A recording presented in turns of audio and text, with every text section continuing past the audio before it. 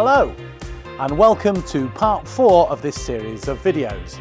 My name is David and in this video I'm going to take you through how to install the VaultFlex 3-tier battery cabinet. In part 3 we covered how to unpack and site the cabinet, so you should have it now mounted as required. Now obviously we're in a nice warm dry studio, so we'll assume that we have it mounted on a concrete pad. The first thing we need to check is, do we have the right personal protective equipment? Now you'll need to check local site requirements, but in here today we only need safety footwear at this stage.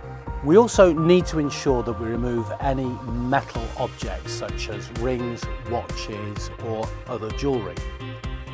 If you haven't watched the safety precautions video in part 2, I suggest you take a minute to do so now. Right, let's get started. To open the door, you'll need a 7/16 or 11mm socket to operate the quarter-turn bolt. You can then open the door and secure it in the open position using the stay at the bottom. The first job is to sort out site grounding. Now in this case we're going to use a grounding cable connected to the master grounding bar. You'll need to check what your local grounding requirements are, as this will depend on the type of use and load for the cabinet. Depending on your site plan, the site grounds can be connected to the master ground bar or to one of the 2 exterior grounding points. Okay, so let's install the grounding cable. First, you need to decide on the most suitable connection point. If you are using the master grounding bar inside the cabinet, you'll find there are a number of knockouts situated around the outside. Choose the most suitable access point for your installation and then remove the appropriate cover plate.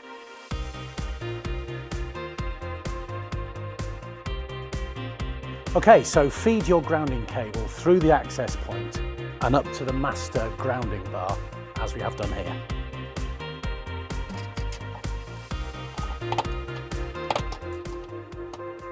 It's recommended to attach the grounding cable to either of these terminals.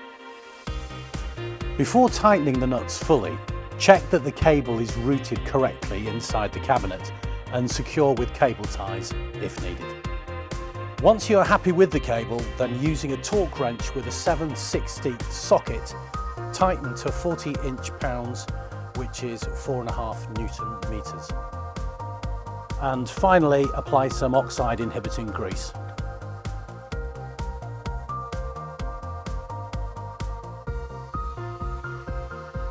The next thing to do is to route and secure the other end of the cable to the site grounding location and to connect as per local requirements.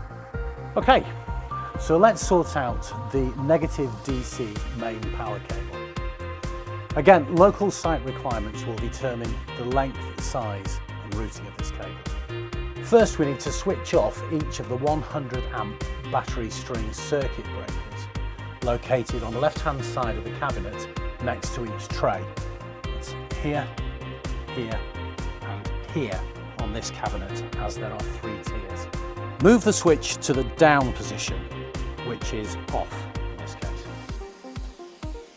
Okay, so now we can look at the routing of the negative DC power cable.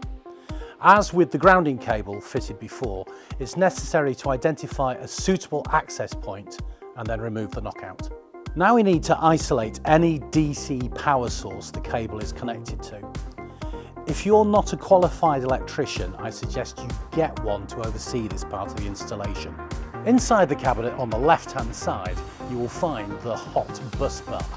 As you can see, the hot bus bar is protected by an insulating cover. So the first thing to do is to remove these 3 flange nuts and remove the cover. Keep the flange nuts and the cover safe, as you'll need to refit these once the cable is connected. And there's nothing worse than losing your flange nuts. Now, route your negative DC main power cable through the access point you have selected up to the hot bus bar. And again, before these nuts are fully tightened, please make sure that the cable is routed correctly inside the cabinet and attached with cable ties if needed. Okay, so that's all good. Now just tighten the nuts using an insulated torque wrench with a 7/16 socket and tighten to 40 inch-pounds, that's 4.5 Newton meters. And as before, a little bit of grease on the nut and thread. One last job before we get that well-deserved cup of tea, and that is to connect the positive cable to the master ground bar. Now as before, route the cable through the cabinet using cable ties as required, same torque as before, and finish off with a bit of grease. And there we go, ready for the batteries, and I'll see you all in part 5. Now then, where's that cup of tea? Where is the tea? And in summary, make sure you have the correct personal protective equipment. Remove any metal objects like watches, rings and other jewellery. Sort out the grounding requirements for the cabinet. Switch off battery string circuit breakers. Isolate DC power source. Connect DC power cable. Connect the positive return cable.